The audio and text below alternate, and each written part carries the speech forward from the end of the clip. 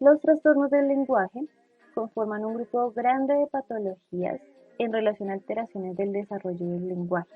Se caracterizan por dificultades en la producción, comprensión y uso del mismo.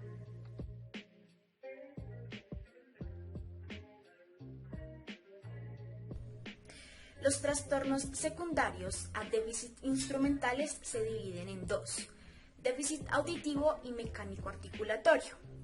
El déficit auditivo se refiere a la hipoacusia, la cual es la principal causa orgánica en el trastorno del lenguaje y es imprescindible asegurarse de la integridad auditiva. Las lesiones del aparato auditivo pueden tener su origen en la etapa prenatal, perinatal o postnatal. Hay que tener en cuenta que una hipoacusia se puede manifestar inicialmente como un problema en el comportamiento. Este se verá desde dos vertientes: con agitación, desobediencia o agresividad, o con una conducta extremadamente tranquila, con aislamiento y defectos en la socialización. La disglosia. La disglosia es un trastorno en la articulación de los fonemas cuya principal causa se debe a alteraciones anatómicas y fisiológicas en los órganos articulatorios periféricos. Sus principales causas son malformaciones congénitas craneoencefálicas, trastornos de crecimiento, parálisis periférica, traumatismos y problemas psicológicos. Existen 6 tipos de disglosia, entre los cuales se encuentran disglosia labial, disglosia mandibular, disglosia dental, disglosia lingual, disglosia nasal y disglosia palatina. Disglosia labial se produce por una alteración de forma o fuerza de los labios. Algunas de las más comunes son el labio leporino o el frenillo. Disglosia mandibular se produce por una alteración en la forma de los maxilares, ya sea en uno o en ambos. Disglosia dental. Este tipo de trastorno del lenguaje se produce por una alteración en la forma o la posición de los dientes. Disglosia lingual se produce principalmente por alteraciones en la lengua, ya que la lengua es un órgano que necesita de una sincronización perfecta durante el habla para producirse. Algunos de los trastornos que pueden provocar este tipo de disglosias son el frenillo corto, el tamaño desmesurado de la lengua y la parálisis unilateral o bilateral. Disglosia nasal se produce por alteraciones que impiden que el aire pase de forma correcta a los pulmones. Y por último, la disglosia palatina se produce por alteraciones en el paladar. En el trastorno tenemos la disartria. La disartria es un trastorno que afecta a los músculos del labio, los labios, la lengua, las cuerdas vocales y el diafragma. Por ende, las personas que padecen este trastorno no pueden articular correctamente los fonemas, por lo que tienen problemas de pronunciación o hablan más lento de lo normal. La disartria tiene dos principales causas. La primera es la alteración en el sistema nervioso, como lesiones o tumores en el cerebro que paralizan la cara o la lengua. Y la segunda se desarrolla desde el nacimiento y suelen ser consecuencias de parálisis cerebrales o de distrofia muscular.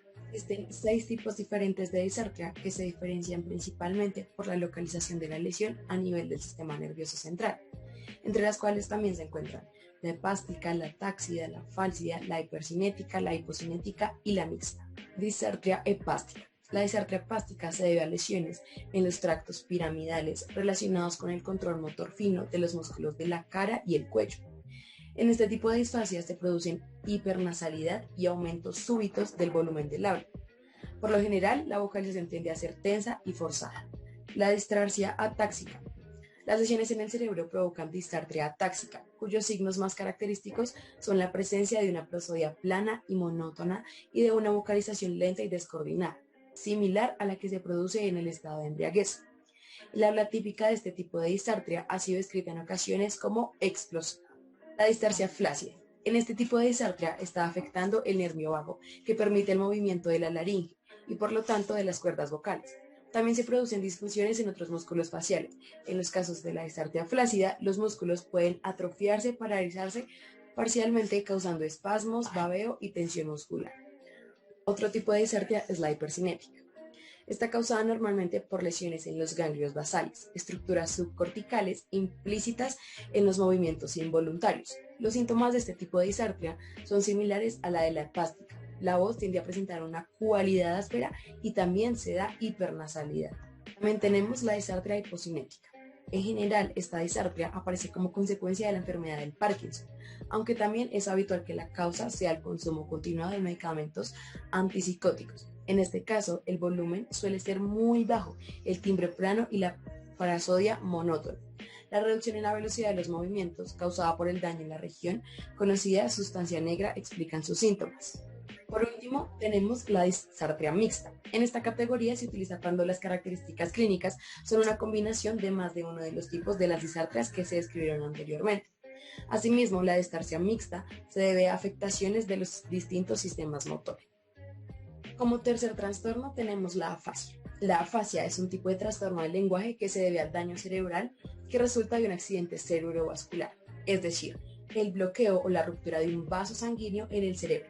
Por consiguiente, produce daños en las regiones que controlan el lenguaje. Existen 7 tipos de afasia, entre los cuales se encuentran afasia de Broca, afasia de Wernicke, afasia de conducción, afasia transcortical sensorial, afasia transcortical motora, afasia anatómica y afasia global. La afasia de Broca o afasia expresiva. Este tipo de afasia es ocasionada por una lesión en la circunvolución frontal inferior, es decir, el área de Broca, y en áreas adyacentes. Se caracteriza principalmente por la enorme dificultad para articular una habla telegráfica, es decir, frases muy cortas. Lo que más se ha afectado en esta afasia es la expresión. Sin embargo, la comprensión sufre menos daños. La segunda, afasia de Wernicke, principalmente se produce por lesiones en regiones del lóbulo temporal izquierdo junto a la corteza auditiva. Este trastorno también se conoce como afasia receptiva y se caracteriza por un habla bastante fluida, sin embargo sin ningún valor informativo, lo que se conoce como un habla paragramatical. Por lo general, los que sufren estos trastornos también sufren problemas de comprensión. La afasia de conducción. Este trastorno se produce por una lesión en el fascículo arqueado y otras conexiones en los lóbulos temporal y frontal. Se caracteriza por una habla espontánea, relativamente fluida y una buena comprensión. Sin embargo, hay problemas con la repetición y a veces el uso de paráfrasis literales. Asimismo, incluye problemas de lectura, los cuales se mejoran cuando se lee en voz alta, además de los problemas de escritura. La afasia transcortical motora es un tipo de trastorno que se produce por una lesión de las conexiones entre los lóbulos parietal y temporal y produce trastornos de la comprensión de palabras sueltas, aunque la capacidad de repetición queda relativamente intacta. Afasia transcortical motora. Este trastorno se produce por lesiones subcorticales en áreas situadas debajo de la corteza motora y ocasiona trastornos en el habla espontánea, aunque no afecta la capacidad de denominación. También tenemos la afasia anómica, que se produce por lesiones en varias partes de los lóbulos temporal y parietal y ocasiona trastornos en la producción de palabras sueltas. Como último tipo tenemos la afasia global. Esta última provoca trastornos importantes en todas las funciones del lenguaje y se produce por lesiones en partes amplias de la corteza de asociación. Trastornos psicolingüísticos. Dentro de los trastornos psicolingüísticos está el TDAH, que es el trastorno por déficit de atención e hiperactividad. Esta es una combinación de problemas tales como dificultad para mantener la atención, hiperactividad y comportamiento impulsivo. Los síntomas del TDAH comienzan antes de los 12 años de edad y en algunos niños se nota a partir de los 3 años. Los síntomas pueden ser leves, moderados o graves y algunos pueden continuar hasta la adultez. Los niños que presentan falta de atención, por ejemplo, les cuesta permanecer concentrados en tareas o juegos, se distraen fácilmente, se les olvida hacer algunas actividades diarias como tareas o responsabilidades mínimas. Las características de la hiperactividad e impulsividad son estar en constante movimiento, ir de un lado a otro en situaciones que no son apropiadas y tienen problemas para jugar o realizar actividades tranquilas. Los factores que pueden estar involucrados en el desarrollo del TDAH incluyen la genética, el medio ambiente o problemas con el sistema nervioso central en momentos que son claves del desarrollo de un niño.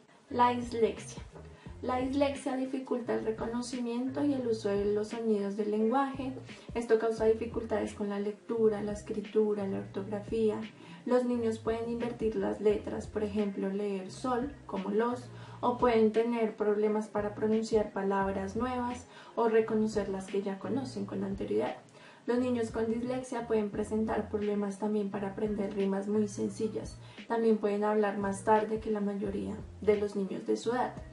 Tener dificultades para seguir instrucciones o aprender a leer de izquierda a derecha. Una vez que empiezan a ir al colegio, los niños tienen dificultades también para leer, escribir y deletrear. Algunas de las herramientas para ayudar a un niño con dislexia son repetición y revisión de habilidades, intensidad de la intervención, es decir, instrucción en grupos pequeños o individual, y enseñanza de habilidades de decodificación. Por último, en los trastornos psicolingüísticos tenemos la discalculia. La discalculia afecta la capacidad de un niño para comprender, aprender y realizar operaciones matemáticas que están basadas en números. En este trastorno del cálculo pueden estar afectadas diferentes habilidades, por ejemplo, las lingüísticas, que es la comprensión o denominación de términos matemáticos, operaciones o conceptos de decodificación de problemas que están escritos en símbolos. Las perspectivas, que son reconocimientos de lectura de símbolos, números o signos aritméticos y agrupamiento de objetos. También tenemos las atencionales, que son la reproducción correctamente de números o cifras, recordar el añadir números llevando una cuenta. Y por último, las matemáticas, que es seguir secuencias de pasos matemáticos, contar objetos o aprender las tablas de multiplicar. Las dislalias. Estas son dificultades para articular correctamente algunos fonemas, de forma que estos son omitidos, como en el caso de tes en lugar de tres, y o sustituidos, como en el caso de dato en lugar de gato. Las dislalias no necesariamente ocurren por defectos anatómicos, motores o neurolingüísticos. De hecho, estas son normales hasta antes de los 4 años, en el que los niños todavía están en un proceso temprano de la adquisición del lenguaje. Sin embargo, si después de los 4 años los niños todavía presentan dislalias, se recomienda asistir a un terapeuta del lenguaje. Ahora bien, existen diferentes tipos de dislalias. La primera es la dislalia fisiológica, es decir, aquella que se da porque los órganos que intervienen en el habla no están lo suficientemente desarrollados para articular algunos fonemas. Este tipo de dislalia es completamente normal, a menos que después de los 4 años se prolongue. La siguiente es la dislalia audiógena, es decir, aquella que se da porque existe algún defecto de audición en el niño que le impida reconocer los sonidos e imitarlos correctamente. Recordemos que los niños aprenden el sistema fonológico de su lengua gracias a su asombrosa capacidad de escuchar y reconocer los sonidos tal cual son antes de que el oído se adapte y filtre aquellos sonidos que no escucha frecuentemente. Por lo que si un niño tiene algún problema de audición, su capacidad de imitar y de producir los sonidos de su lengua tal cual son se verá afectado. Ahora, las dislalias funcionales. Las dislalias funcionales están relacionadas con las dislalias fisiológicas y ocurren cuando los órganos que intervienen en el habla ya están lo suficientemente desarrollados, pero la dislalia aún persiste. Y por último están las dislalias orgánicas, es decir, aquellas que se relacionan con anomalías en el aparato fonador o alteraciones neuronales. En el caso de que se trate de una alteración neuronal, recibe el nombre de disartria. Y en el caso de que se trate de una anomalía del aparato fonador, recibe el nombre de disglosia. Las dislalias pueden ocurrir en cualquier consonante o vocal, pero son más incidentes en aquellos sonidos que requieren una mayor agilidad y precisión del movimiento, como el sonido R. También en aquellos sonidos cuyo punto de articulación no se ve a simple vista y por tanto es difícil de imitar, como la K que ocurre en la laringe, y en aquellos sonidos que tienden a deformar las posiciones articulatorias de la lengua, como el sonido S. Ahora bien, puede que las dificultades de la articulación de los sonidos previamente mencionados se presenten diferente en todos los casos. Algunos podrán tener dificultad en un fonema, algunos en varios y algunos en todos. Dentro de los trastornos del habla y del lenguaje encontramos los trastornos del ritmo y de la fluencia, los cuales son el farfulleo talquilálgico, que consiste en un habla desordenada y una velocidad de pronunciación muy acelerada. Generalmente se acortan las palabras o se confunden las sílabas, por lo que hace muy difícil entender el mensaje que la persona quiere transmitir. Este trastorno se observa sobre todo en personas ansiosas o con algún retraso mental. También está el tartamudeo, que consiste en un habla interrumpida. Se presentan bloqueos y repeticiones de una o varias sílabas que afectan el flujo normal del habla. Puede estar acompañado de diferentes comportamientos que demuestran un esfuerzo físico, como lo son movimientos de la cara, del cuello, extremidades, parpadeos y variaciones del tono y timbre de la voz. El tartamudeo que persiste en la edad escolar debe ser evaluado y seguido. Para finalizar con los trastornos del lenguaje, vamos a profundizar un poco más en el trastorno específico del lenguaje, conocido por sus siglas TEL. Este se define como la alteración en el desarrollo del lenguaje expresivo y o receptivo, en el contexto de un desarrollo normal, en otros aspectos como el cociente intelectual y la capacidad de autonomía. Dicha alteración debe tener una magnitud suficiente como para interferir en las actividades de la vida cotidiana y en los aprendizajes escolares. El problema puede afectar a todos, uno o algunos de los componentes del sistema lingüístico, bien sea fonológicos, morfosintáxicos, semánticos y pragmáticos, reconociéndose por tanto el carácter heterogéneo de los perfiles lingüísticos de los niños con TEL y la posible existencia de distintos subgrupos o categorías clínicas. El trastorno específico del lenguaje tiene una prevalencia del 2 al 7% y es más frecuente en niños que en niñas. El trastorno específico del lenguaje se divide en dos categorías. La primera se denomina TEL expresivo, donde se presentan las dispraxias verbales. Dentro de esta hay una enorme dificultad al momento de la organización articulatoria de los fonemas y de las palabras, pero la comprensión es normal. Otro de los síndromes se denomina el de déficit de programación fonológica, donde hay una comprensión normal, con cierta fluidez, pero son ininteligibles. Otro de los síndromes se denomina déficit fonológico sintáctico, conocidos también como disfasias, donde la comprensión es mayor que la expresión. Allí se presentan dificultades de articulación y de fluidez. Por último tenemos la agnosia verbal, donde los individuos que presentan esta no entienden el lenguaje y la expresión es casi nula. La segunda categoría es el TEL complejo, donde se presentan síndromes tales como el déficit léxico-sintáctico y el déficit semántico-pragmático. En el primero se presentan dificultades de evocación, donde la comprensión es buena, con palabras sueltas, pero no con frases.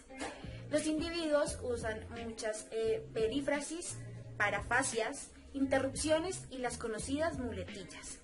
Y con el último, el nivel expresivo es mayor al comprensivo, pero los individuos presentan falta de adaptación de su lenguaje al entorno interactivo. Los niños con TEL inician el lenguaje más tarde que la mayoría de niños. Pueden ser niños con tendencia a aislarse y se relacionan poco debido a la falta de lenguaje. La comunicación es más fácil y simple dentro de sus entornos más próximos o familiares, lo cual contribuye a que el problema pase desapercibido o sea malinterpretado. Debido a ese aislamiento social, es relativamente común la sospecha de un trastorno del espectro autista, por lo cual es importante descartarlo. Lo clave es identificar en los niños con TEL la capacidad de expresarse gestualmente, compartir intereses y desarrollar estrategias para hacerse entender. A manera de conclusión, los tratamientos de los trastornos expuestos anteriormente son un proceso largo y para estos niños suponen de un gran esfuerzo para entender la comunicación oral y de la misma forma constituye una barrera para su desarrollo e integración social. Es tarea de los profesionales, la escuela y las familias darle todo el apoyo que necesitan, sobre todo para superar este tipo de problemas y evitar que los niños pasen desapercibidos sin que el problema sea tratado. También para facilitarles la comunicación, para favorecer la expresión de sus sentimientos y que puedan ser comprendidos. Muchas gracias por su atención en este video.